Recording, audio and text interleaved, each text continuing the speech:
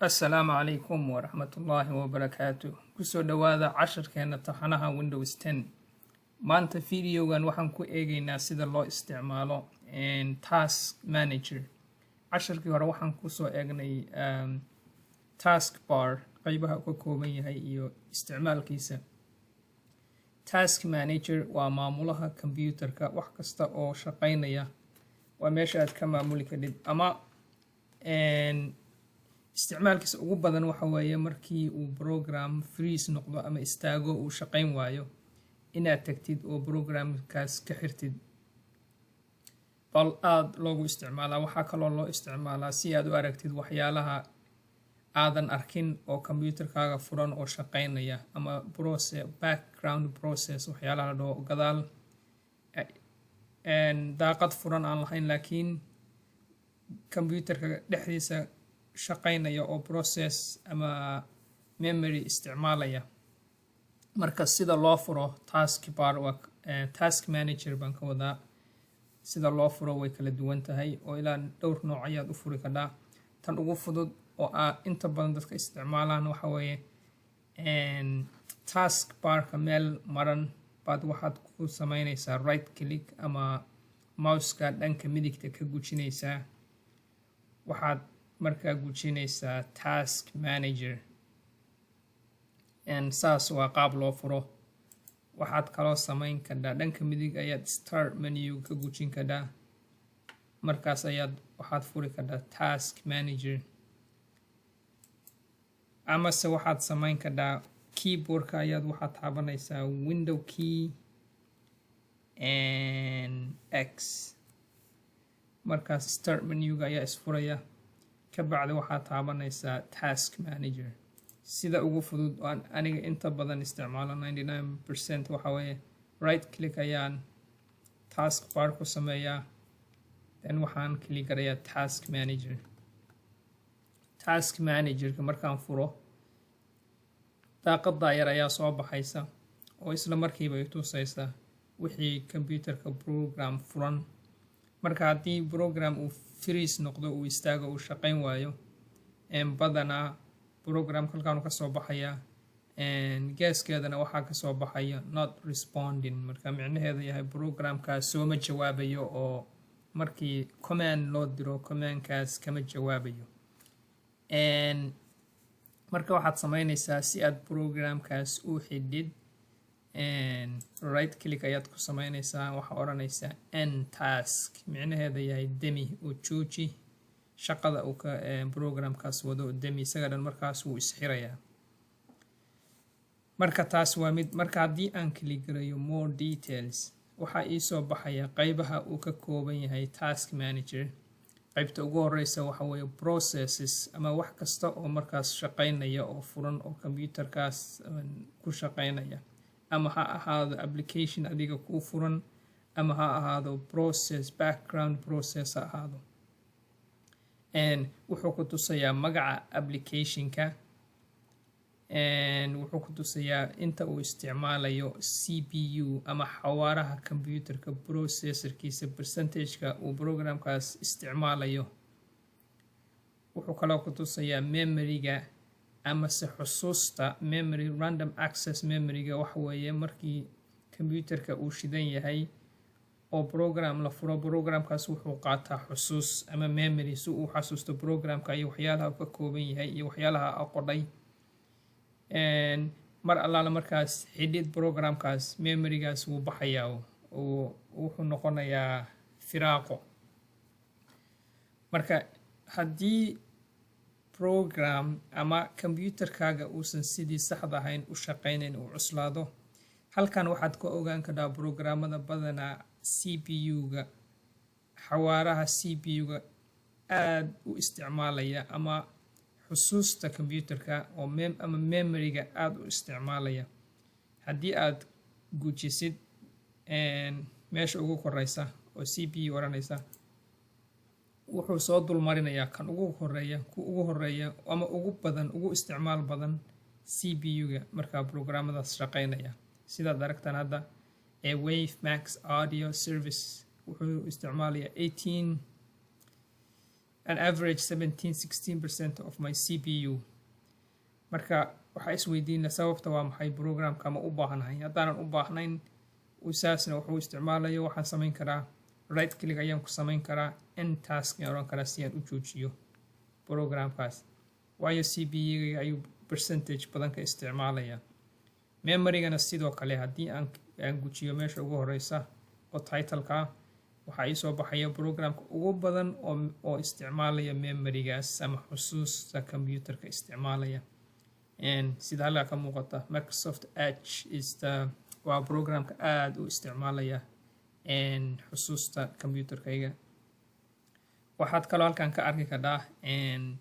diskiga xawaaraha uu ku socdo ama speedka uu wax ku qorayo ama wax ku akhrinayo,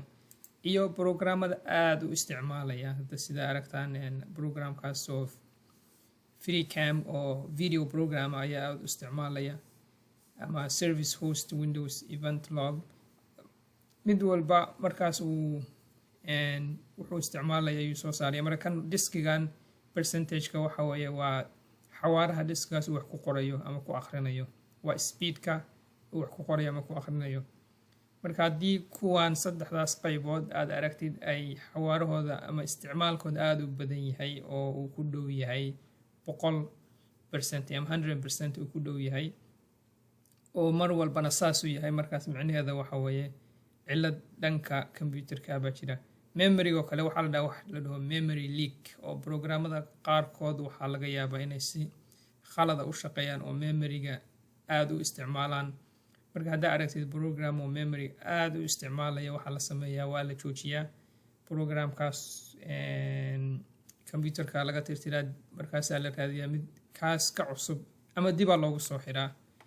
kas waxaa dhacda inuu macnaha qaabka uu computerka u isticmaalayo programkaas uu kharimo, uu wax leak uu sameeyo, memoryga uu isticmaalayo uu si khalada u isticmaalo. taabka ku xiga ama qaybta ku xigta waa network, oo taas ku tusaysa network cardka ama computerka ku xiran sida uu isticmaalayo network. oo connectionka waa connectionka uu computerkaaga la sameynayo computerada kale ama se internetka percent siduu isticmaalayo. badanaa kan haddaadan aad wax oo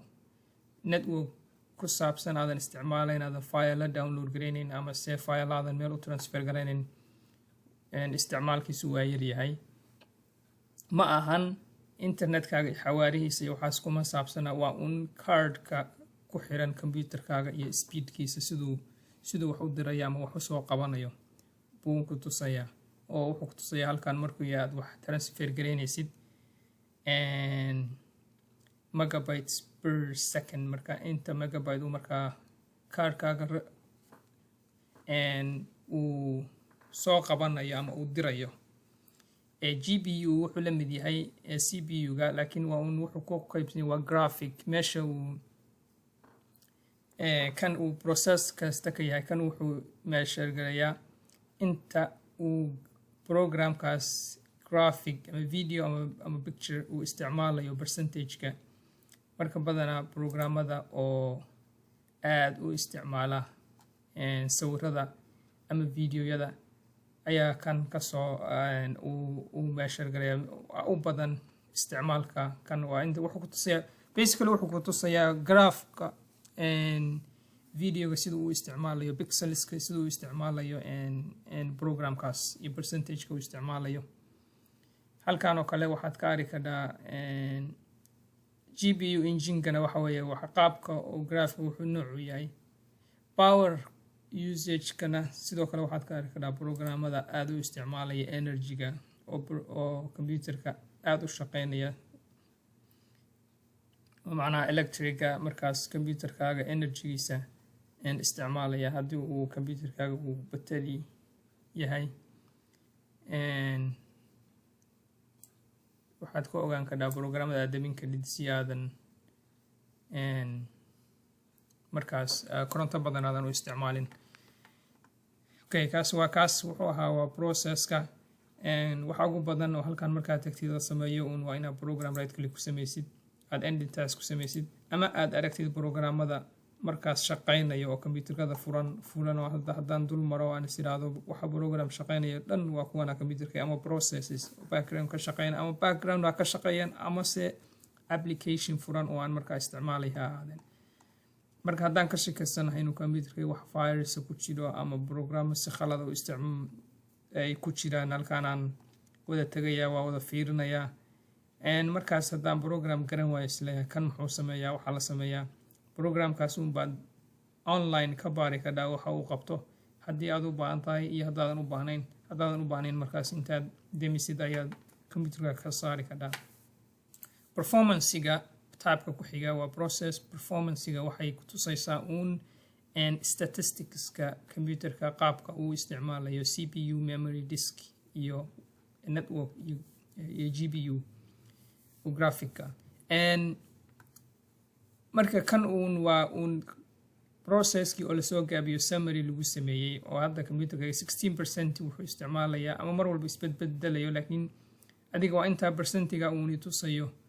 oo CPU power ah, xawaaraha CPU-ga isticmaalayaa. percentigaas uu tusayo memory-ga buu isticmaalayaa, waxa weeye waa 10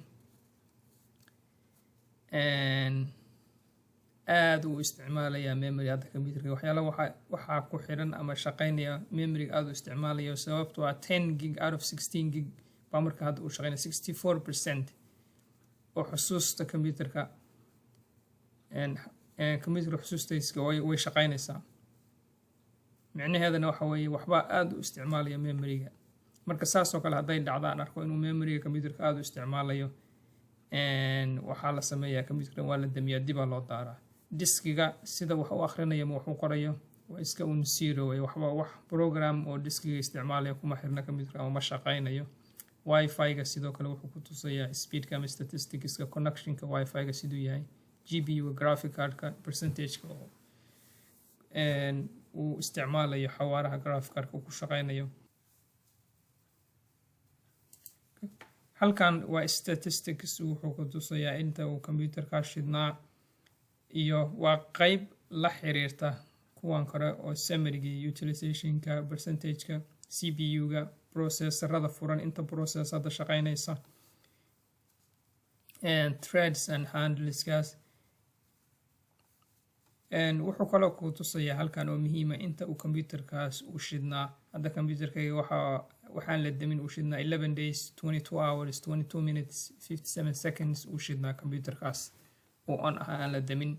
marka micnaheeda waxa weeye computerkan damin uu u baahan yahay, waayo waxyaalaha keenaya inuu memory-gaas tirada badan isticmaalo waa anigoo aan damin ku dhowaad 12 beri. Application history wuxuu ku tusayaa ilaa markaa computerka daadhay ilaa iyo hadda waxaad isticmaasho application aa fudhay oo dhan ayuu soo saarayaa. marka application history-ga meesha ugu koreysa wuxuu tusayaa waa usage since July 10 2020. hadda waxaan application furay ayuu halkan iga soo taxayaa. haddana timeka aan joogno ama dateka aan joogno waxa weeye August 9 2020. marka micnaheeda waxa weeye markii ugu dambeysay in computerka damiyo wuxuu ahaa July. sidaan hore ugu soo aragnayba waqti dheer ayuu computerka shidnaa. qaybta ku xigta oo muhiimka ah waxa weeye startup waxa weeye computerka markuu shidmo aad log in samaysid programmada staraya aadan adiga daarayn, iyaga keligood staraya ama background ha ka shaqeeyeen ama markaas ha isfureen. marka sida halkan ka muuqata hadda programmo badan ma ku jiraan oo iyaga staraya, laakiin haddii aad halkan fiirisid aad garan weysid program micnihiisa iyo wuxuu qabto, waxaad samayn kadhaa right click ayaad ku samayn kadhaa, waxaad oran kadhaa disable. markaas micnaheeda waxa weeye applicationka ama programka markaad computerka shidid ma istaarayo. oo haddaa fiirisid kuwa badan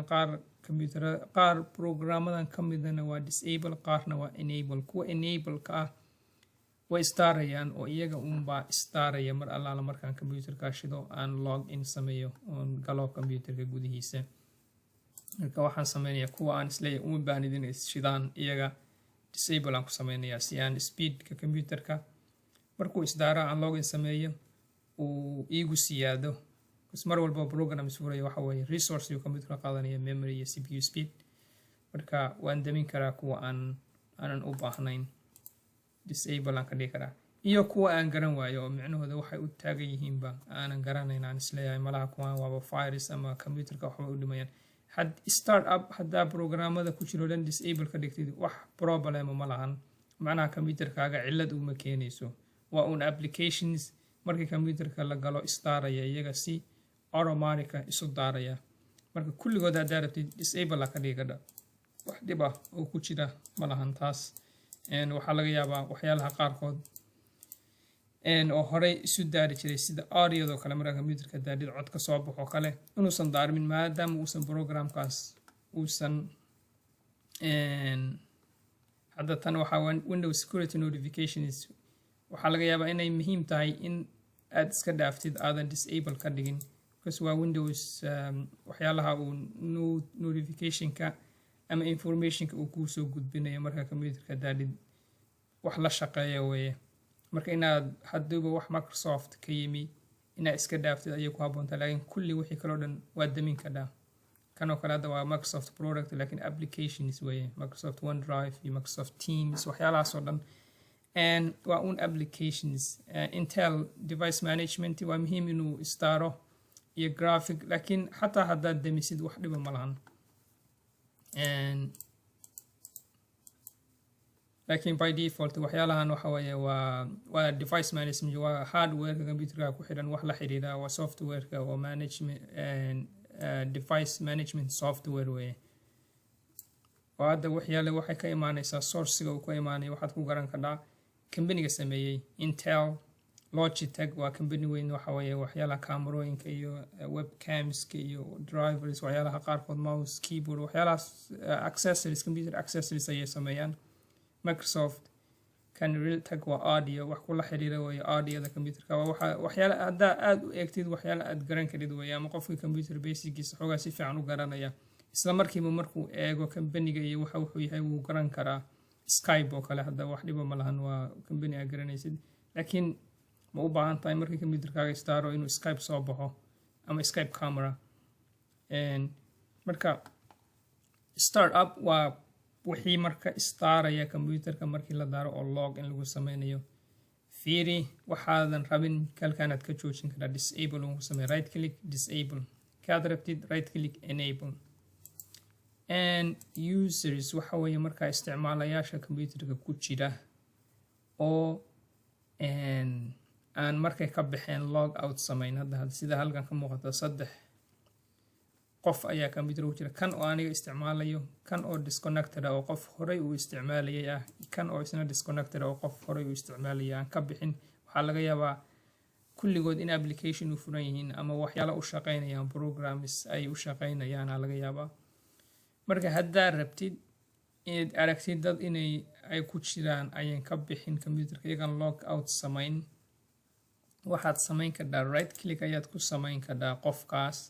waxaad oran kartaa sign off marka right click haddaan ku sameeyo waxaa ku siinay options kale hataa waxaan log in account-ka ku sameyn karaa haddaan dhaho connect marka wuxuu weydiinayaa furaha account-kaas waan ku geli karaa log off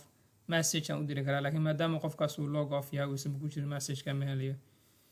switch user account waxay la mid tahay connect oo kale markaan dhaho account option uu siinaya dadka kale aan ku galo macnaha qof kale inaan ku galo computerka oo iga saaro kan marka qofkan hadda waan ka saaray waxaan oranayaa sign off